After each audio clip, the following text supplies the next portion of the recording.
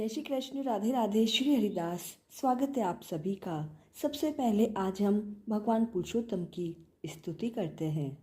नमस्ते भगवान देवलोकनाथम जगतपते क्षीरोदवासिनम देवे शेषभोगानुशायिनम वरम वरण्यम वरदम कर्तारम अकृतम प्रभु विश्वेश्वरम अजम विष्णुम सर्वज्ञम अपराजितम। आज हम पुरुषोत्तम मास मातम्य के चौथे अध्याय का श्रवण करेंगे। मल मास का वैकुंठ में जाकर श्री हरि को अपनी व्यथा बताना।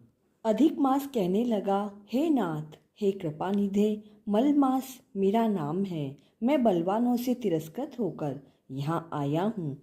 फिर आप मेरी रक्षा क्यों नहीं करते? मुझको उन लोगों ने शुभ कर्म वर्जित, अनाथ और सदैव घृणा की दृष्टि से देखा है। अब आपकी दयालुता कहाँ गई है और कठोरता क्यों हो गई है? इस तरह भगवान से कहकर मलिन मुख मलमास श्री कृष्ण के आगे आंसू बहाता हुआ बैठ गया। तब द्रवीभूत हरि आगे बैठे दीन बदन मलमास से कहने लगे, हे तात, तुम अत्यंत दुखों में डूबे हो, सो ऐसा भारी दुख तुम्हारे मन में क्या है? तुम किस प्रकार का सोच मत करो। मैं तुम्हें दुख में डूबे हुए का उद्धार करूँगा। मेरी शरण में आकर तुम सोच करने योग्य नहीं हो। नारायण बोले। ऐसे भगवान के वाक्य सुनकर मलमास दुखी होकर मधुसूदन भगवान से बोला, हे भगवान, आपको सब कुछ ज्ञात है। आपके बिना इस संसार में कुछ भी नहीं होता है। हे भगवान, मेरे दुर्भाग्य की पीड़ा क्या है आप नहीं जानते।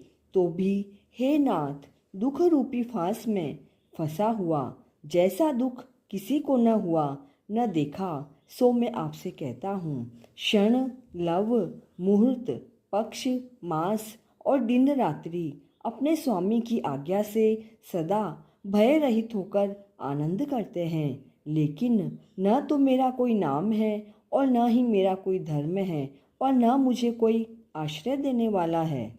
इसी से सभी देवताओं ने मेरा निरादर किया है और शुभ कर्मों में यह मलमास वर्जित है। ऐसा सभी अंध परंपरा से कहते हैं, अर्थात अंधविश्वास के द्वारा कहते हैं।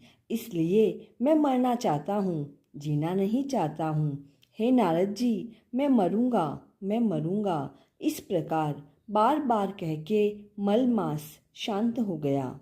तो इस तरह पुरुषोत्तम मास मातम्य का चौथा अध्याय पूर्ण हुआ।